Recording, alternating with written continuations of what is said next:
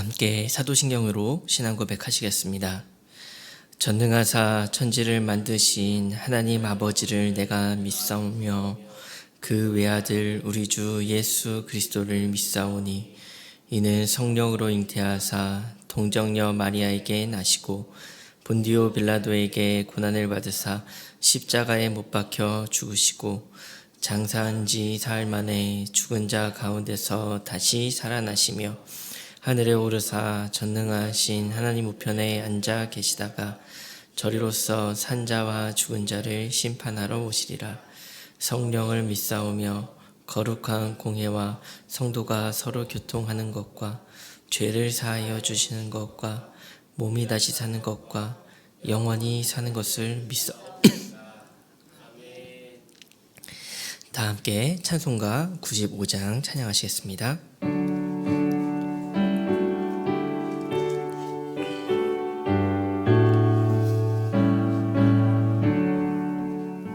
나의 기쁨 나의 소망 되시며 나의 생명이 되신 주 밤낮 불러서 찬송을 드려도 늘 하신 마음 뿐일세.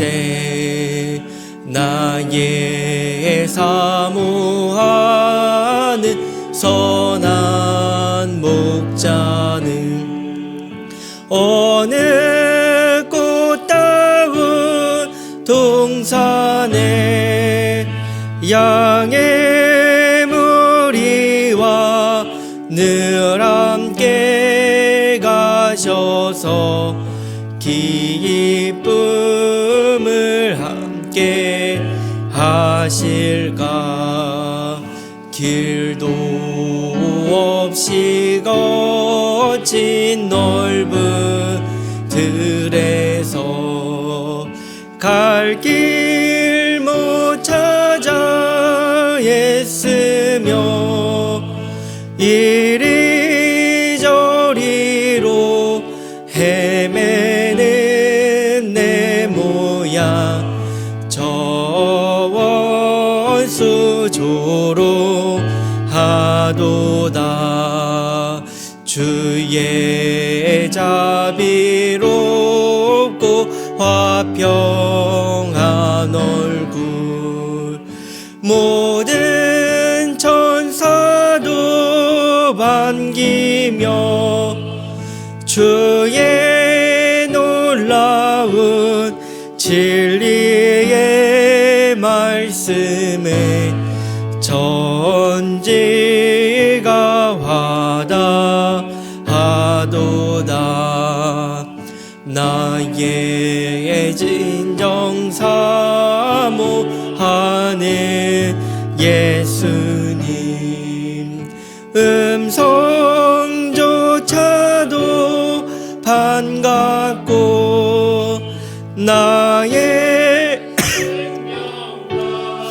나의 참 소망은 오직 주 예수 뿐일세.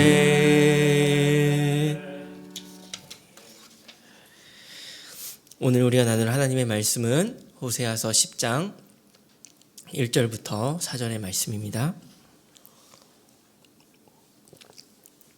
호세아서 10장 1절부터 4절의 말씀입니다. 교독하여 읽고 마지막 절은 함께 읽도록 하겠습니다. 이스라엘은 열매 맺는 무성한 포도나무라.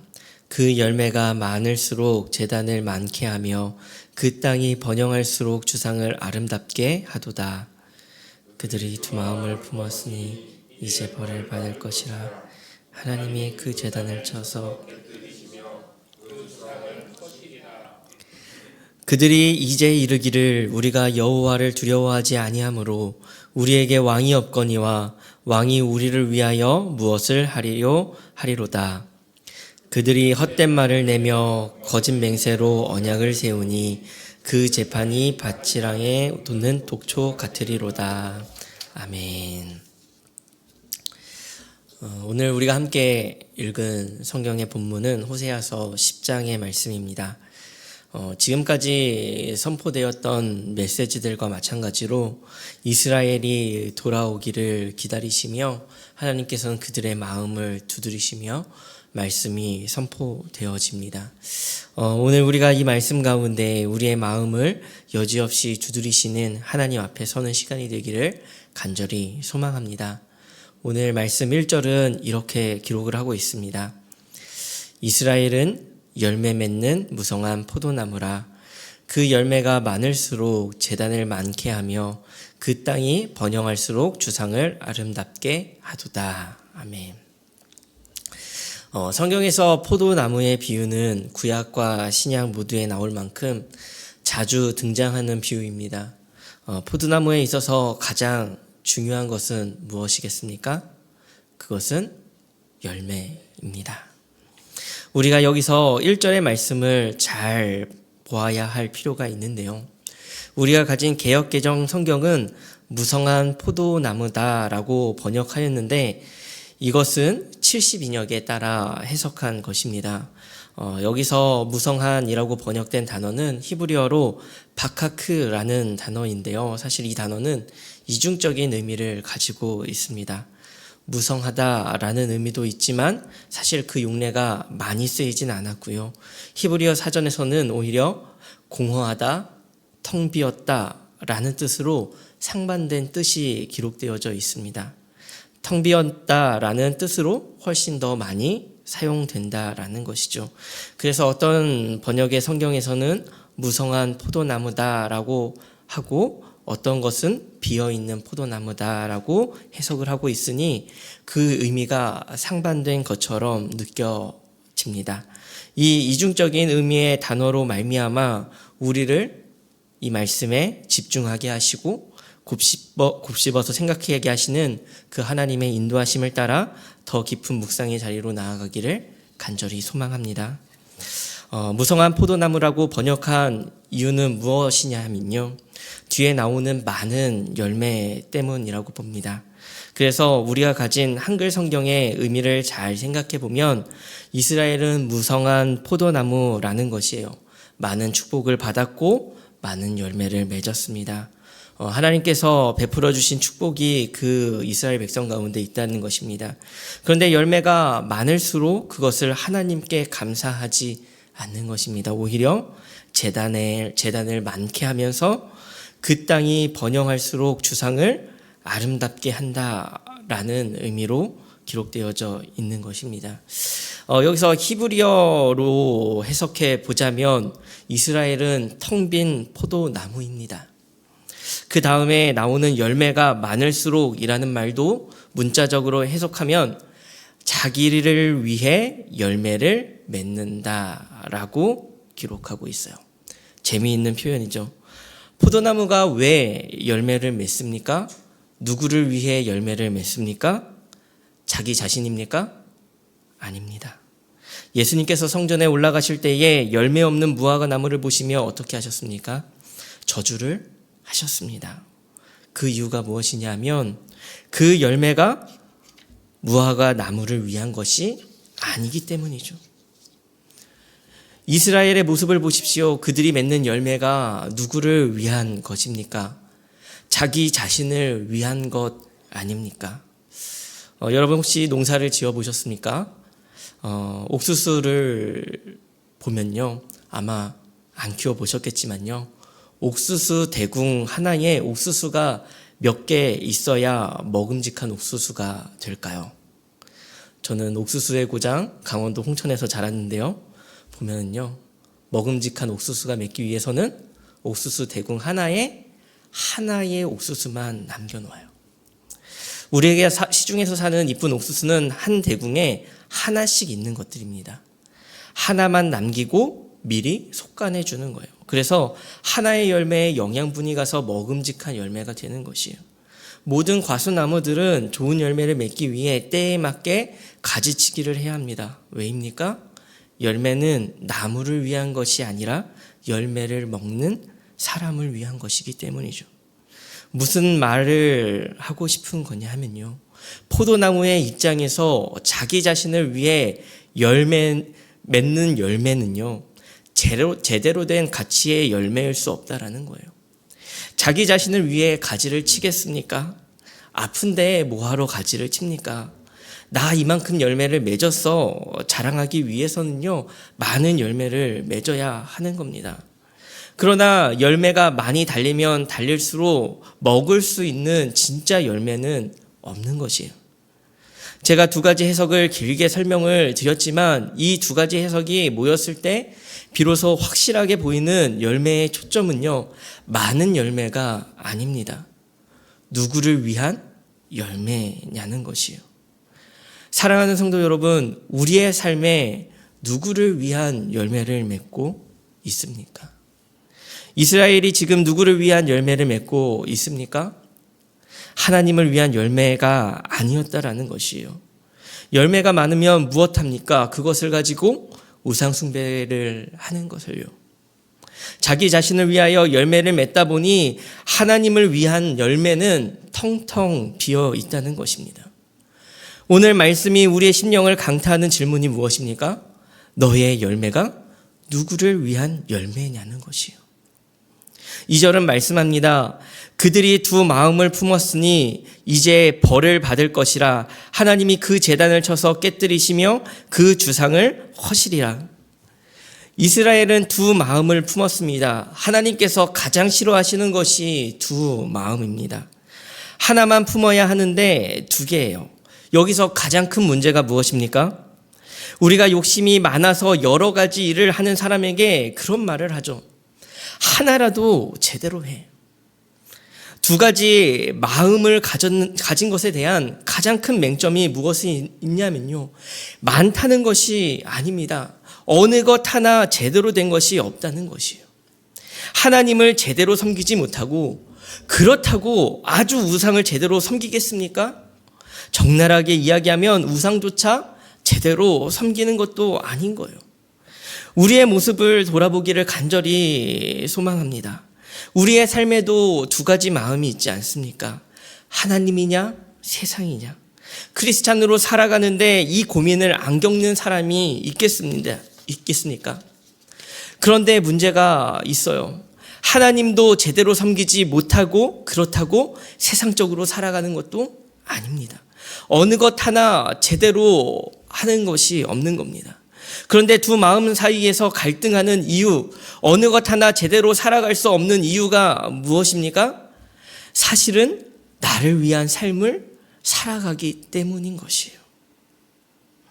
왜 이스라엘이 두 마음을 품습니까? 왜 수많은 크리스찬들이 두 마음을 품습니까? 사실 그 마음 중심에 자기 사랑이 있는 거예요. 나를 사랑하는 것입니다. 나에게 좋은 것, 나에게 필요한 것, 그것들을 쫓기 때문인 거예요. 하나님을 위해 살아간다 하더라도 나를 사랑하는 마음에서 살아가는 것이라면 하나님께 어떤 열매를 드릴 수 있겠습니까? 나를 위해 살아가는 사람들의 모습이 3절의 말씀을 통해 드러나는데요. 3절을 우리가 함께 읽도록 하겠습니다. 읽겠습니다. 그들이 이제 이르기를 우리가 여호와를 두려워하지 아니하므로 우리에게 왕이 없거니와 왕이 우리를 위하여 무엇을 하리요 하리로다. 아멘. 이 시대는 북이스라엘이 망하는 시대였습니다. 왕도 제대로 왕노릇하지 못했습니다. 20년간 왕이 5번이나 교체되었습니다. 왕이 포로로 잡혀가기도 합니다. 이러한 정황들을 고려해 보면 이 말이 무슨 의미가 되겠습니까? 사람들의 마음속에 왕에 대한 기대가 없는 거예요. 왕은 포로로 잡혀가고 멸망적이죠. 새로운 왕이 온들 무슨 소용이 있겠습니까? 그 말이에요. 어떤 기대, 꿈, 모든 것을 상실한 사람들의 모습입니다. 한탄하는 것입니다. 여기서 이 말이 인간 왕을 향한 말이기만 하겠습니까? 하나님을 향한 어떤 소망도 없는 것이요. 왕을 세우시는 하나님의 손도 완전히 잊은 것입니다. 이것이 자기 자신만을 사랑하고 자기 자신을 위해 살아가는 사람의 말로 아닙니까? 사랑하는 성도 여러분, 얼마나 하나님의 일하심을 꿈꾸며 살아가십니까? 이 시대는 점점 꿈을 잃어가고 있습니다. 과학이 발전해서일까요? 이 세상이 악해서 한탄하는 것일까요? 그러나 그 실상은 아닙니다. 하나님을 잊은 자에게는 꿈이 없어요. 하나님을 잊은 자에게는 소망이 사라지는 것입니다. 그래서 4절은 말씀하고 있습니다. 그들이 헛된 말을 내며 거짓 맹세로 언약을 세우니 그 재판이 바지랑에 돋는 독초 같으리로다. 자기 자신을 사랑하는 사람의 말은 거짓입니다. 맹세는 언약을 지키지 않는 사람은 죽을 것이다 라고 약속을 하는 거예요. 나 자신을 사랑하는 사람, 나 자신을 위해 살아가는 그 사람이 자신의 목숨을 걸 수 있겠습니까? 나 자신을 위해 살아가는 사람이 정말로 맹세를 할 수 있겠습니까? 그것이 진짜 사실이겠습니까? 나 자신을 위해 살아가는 사람이 정말로 하나님을 위해 살아갈 수 있겠습니까? 하나님께 한 약속이 무엇이든 지킬 수 있겠습니까? 거짓말 아니겠습니까? 사랑하는 성도 여러분, 오늘 말씀을 통하여 우리 자신을 사랑하는 우리의 모습이 드러나기를 간절히 소망합니다. 자기 자신만을 사랑하고 자기 자신만을 위하여 살아가는 그런 어느 것 하나 제대로 선택하지 못하고 갈팡질팡하는 우리의 심령을 꿰뚫으시는 하나님 앞으로 나아가기를 간절히 소망합니다. 말씀을 정리합니다. 우리는요, 나를 사랑하기에 하나님을 사랑하지 않기를 바랍니다.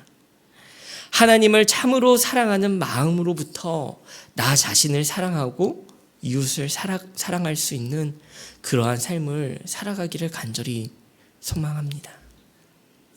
나를 사랑하기에 두 마음을 품고 하나님께 거짓 약속을 남발하는 그러한 거짓된 인생이 아니라 하나님을 마음에 품고 하나님 앞에서 진실되게 살아가는 작은 나무일지언정 하나님께서 기뻐하시는 열매를 맺는 작은 나무가 되기를, 그러한 우리가 되기를 간절히 소망합니다. 우리 함께 말씀을 기억하며 기도했으면 좋겠습니다. 그저 무성한 잎과 열매가 아닌 하나님이 정말 기뻐하시고 받으실 만한 열매를 맺는 나무가 되게 해달라고 기도했으면 좋겠고요. 두 번째로 기도하실 때는 잘못된 자기 사랑으로 다른 마음을 품지 않게 하시고 오직 하나님 한 분만을 사랑하는 진실된 삶을 살아가게 해달라고 기도했으면 좋겠습니다. 마지막으로 오늘은 이웃과 나라와 민족을 위해 기도하는 날입니다. 점차 심화되는 이기주의적 사회 분위기 속에서 하나님의 사랑으로 비롯된 공감과 섬김의 가치가 회복되게 해달라고 우리 함께 그렇게 기도하며 나아가기를 소망합니다. 우리 함께 기도의 자리로 나아가도록 하겠습니다.